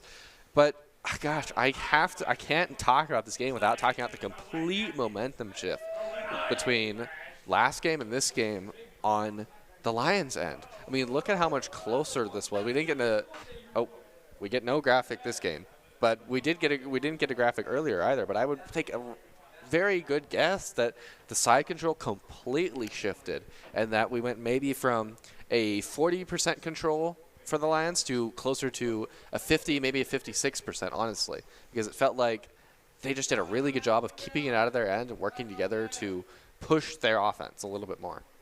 So I'm really hoping that the Lions can find what's missing, because we're nearing the end of our series here, and I want to see this go the distance completely. I want to see another 5-game. I want to see another overtime.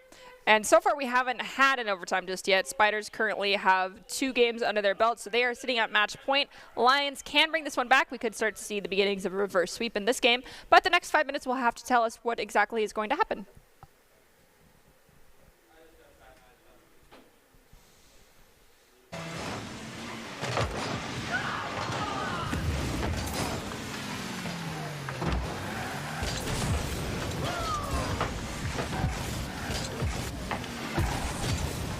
Already that kind of aggression from the Lions that I talked so much about earlier, pushing in the Spiders, forcing them to really work to get it out of their end.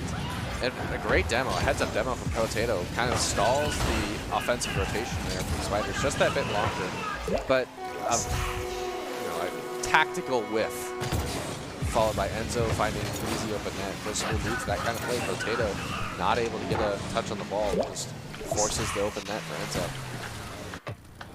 Enzo, that was a very great, nicely done solo play. I mean, all 6 of these players are capable of doing solo plays, and it feels like they're not greedy about it. When they have the chance, they'll take it, but they know not to always just go for the solo play, which is a nice thing to see in a game that, has 3 people on a team. You have those people to work together for a reason. Quez, beautiful shot on goal, is going to be saved by Trust Me, I'm Trying.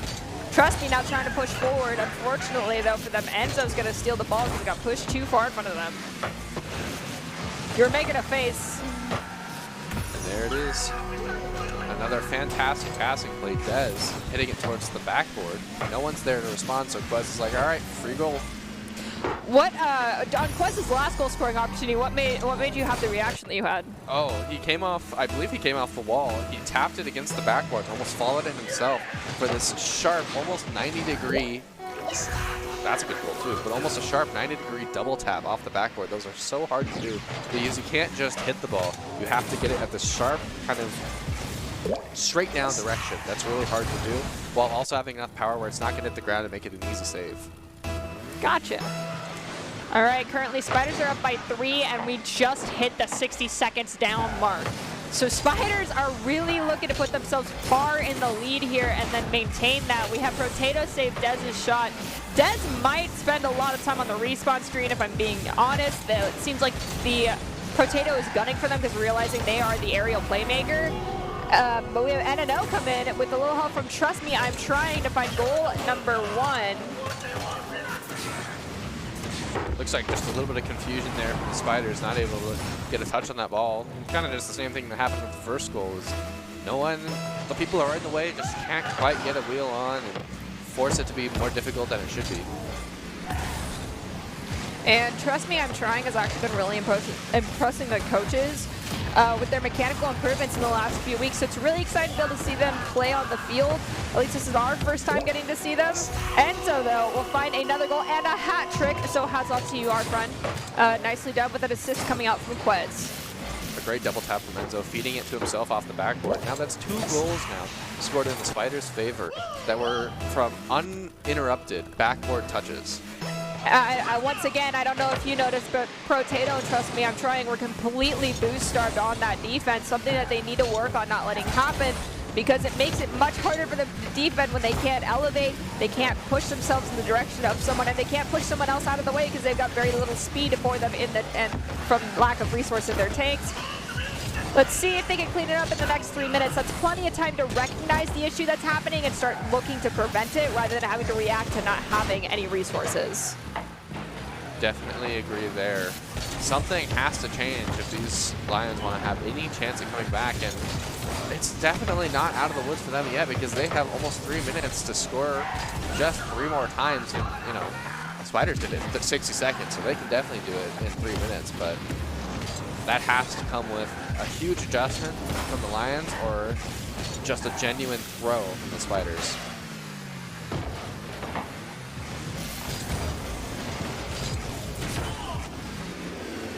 Enzo dragging the ball down. It does hit Nano, but it gets popped into the corner. Dez looks like they're going to be there to pop it up again, but it's disrupted. So Lions definitely starting to get open opportunities for themselves here by getting those passing lanes, but they can't let that happen to themselves. Enzo immediately returned the favor. Off the backboard, is there a follow-up touch? There is, but unfortunately, Quez overdrove it. Nano now looking to play it around Dez. Kind of does, gives the slow give and the go to trust me, I'm trying, but that slow momentum allows the Spiders to get in that passing lane again. Seeing the Spiders convert up the field now. To see the passing play, they've already started at midfield. They're starting it a little bit earlier now so they can secure their offensive pressure. Because if they waited too long like they did in past games, it was really hard for them to get out of their end. But now, in a situation like this, you can see the pass is already to Dez. They're starting the passing plays at the midfield so that they can get across and then look for pressure that allows for another passing play, rather than going for these big boomers that can be shut down really early. The double 50-50 attempt there. I don't think, it's a good idea, but I don't think that will ever work just based off of loss of physics. But I like that they're getting creative with it, and they're in their comfort zone kind of feeling out what is going to work and what isn't going to work still. And the demos are just another symptom of that, saying, hey, I'm feeling comfortable, I trust my teammates that are back, so I'm going to take a risk and get a demo and see what they can do with the ball. Protato's now returning that favor in demos. Enzo as well, trying to open the field up for their teammates. They do get a goal scoring opportunity and force 2 defenders out of position. Protato follows up, finding goal number 2. Right now, Protato, you're looking to try and get 2 goals per 25 seconds right now. I saw you score goals rather quickly in our previous games. Let's see if you can do it again. As a reminder to everyone that's watching, the Spiders are currently at match point. These last 51 seconds are going to determine if we see a game 4 or not. So far, the Spiders do have to be sitting kind of comfortably, though, as they are leading this game with still 2 goals with less than a minute left, but they can't be so comfortable that they let up on the Lions, because the Lions are more than capable of turning this around and forcing an overtime that would be an ultimately dramatic end to this game. Be very excited to have another overtime this evening, but they've got 10 seconds per goal now at this point. That's quite the task to undertake, and it looks like Quez is going to make it even harder, basically now putting them at 5 seconds per goal. Just a quick reminder, the Lions are the ones in blue, the Spiders are the one in orange, so flip the names on the scoreboard and you have the correct scores and the correct tally for the current series lineup, putting the Spiders still at match point. 17 seconds left to go. I can confidently say that the Spiders have this one on lock. Yeah, and there's part of me that's like, yes, this is kind of what I thought. If we see the same Spiders that we saw earlier, this might be a pretty one-sided series, but there's another part of me that's like, wow, I would have loved to see a Game 5 here as well. I'd love to see some overtimes, but I can't discount the Spiders really taking it to them and really keeping the pressure on that they've had on all day in all of these series, and really impressive gameplay from them. Really impressed by both teams. Yes, everyone did a fabulous job. Congratulations to the Spiders on winning out that one and walking away with the championship title. Congratulations. You guys knocked the Barracudas out, well, off their pedestal. They didn't even make it to our Grand Championship Series this week. And in case anyone was keeping track with us, our longest overtime was 57 seconds.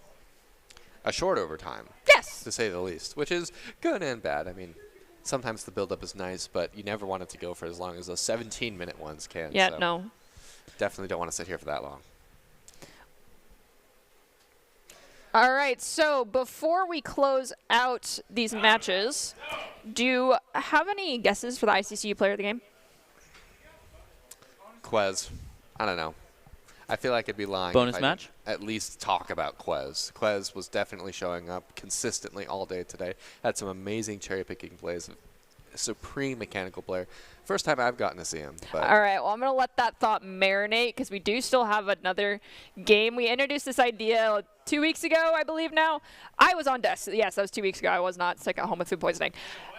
We're going to have a bonus game. I'm not positive on the game mode. Production and Esports Tower kind of likes to surprise us. I mean, we saw, what, Hoops last week? I think we saw hoops and a little bit of like some boomer ball, if I remember right.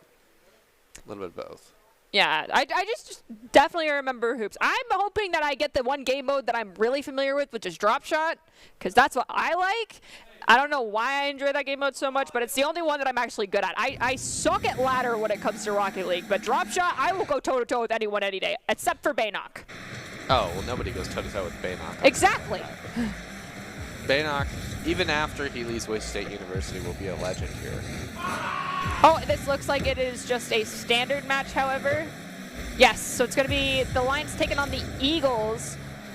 And we've got Cats, Nano, and Potato for the side of the Lions. And we got Gababy, Zydra, and Trust Me, I'm Trying, rounding out the Eagles roster. So shaking things up a little bit. Very interesting to see that both these roster lineups. And Cats is going to get the first goal for the Lions. That might be Crazy Cat, but I'm not positive.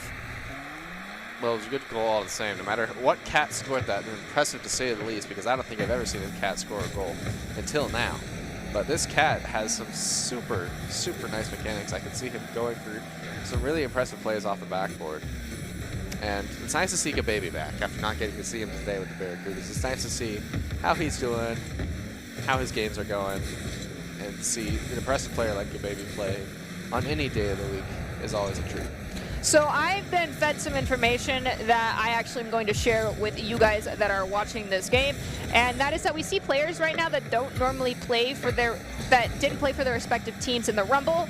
The players are divided into pods, and when they switch teams, it means their pod couldn't all make it, so they're a free agent that joins teams with missing players. So that's how these rosters get worked out and rounded out to ensure that we have full teams when not every single player for every team is available.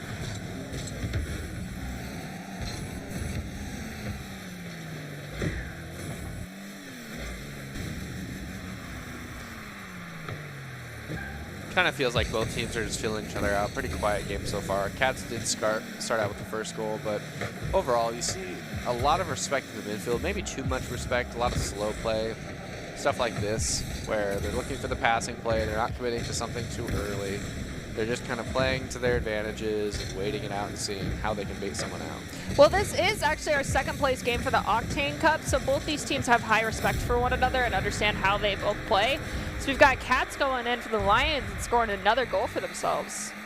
Best of one. Lions starting off with a great lead already. Good to see Nano back as well. Didn't get to see him earlier today. But yeah, so far I would say the Lions are holding that pressure that they've kind of had a hard time holding the last couple games for them.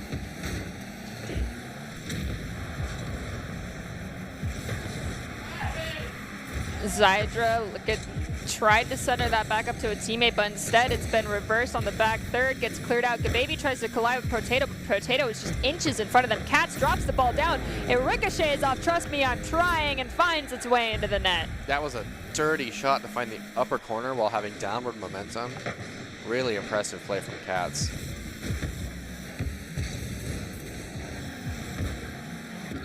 Ooh, and a great passing play too. Yeah, the Lions are kind of all over this game, aren't they? don't feel... It's a completely different animal than what they were earlier. Oh, yeah, Pun now they're intended. warmed up for sure. Now they're, after facing down a team as scary and as powerful as the Spiders, they're like, all right, we're ready now. We'll show you what we got. I mean, if we're talking like the animal kingdom here, I do feel like even though they're in completely different environments, let's disregard that. If a lion and an eagle were to go toe-to-toe, the lion would get pretty beat up, but they would probably beat the eagles. But Gababy is doing what Gababy does best and finds a goal for the Eagles. Let's see if they can do it again. They still have just a little under 2 minutes to find 3 goals. That's plenty of time to make some magic happen. We've got Zydra now looking to dunk it down to Gababy. Actually off the back wall, it might go to Trust Me I'm Trying, but Nano's going to play it over them. Now there's no one in front of the goal. Will they find the center up? They will, but Cats will unfortunately get a whiff on it, and it's going to roll right past them.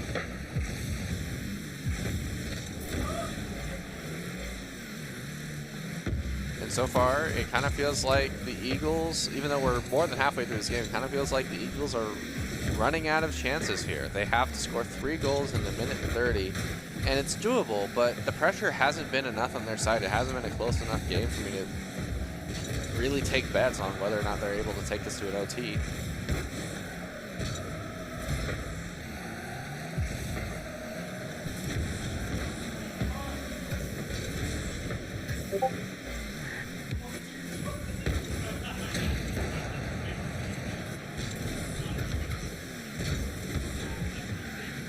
Zydra trying to play the ball around Nano, but can't. Cats now collides with Trust Me I'm Trying.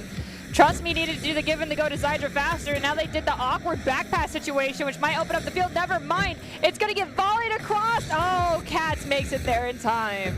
A really impressive save from Cats there, and I gotta be honest, I need to know who's training this cat, because he is good at that game. I can only imagine like those videos of Cats like smashing on the keyboard, and that's what he's doing, but he is doing some really impressive plays and really showing up for his team with some amazing shots, amazing saves, last-ditch efforts. So whoever's training this cat is doing a dang good job. Oh my goodness. Perhaps they smeared some tuna on the backboard.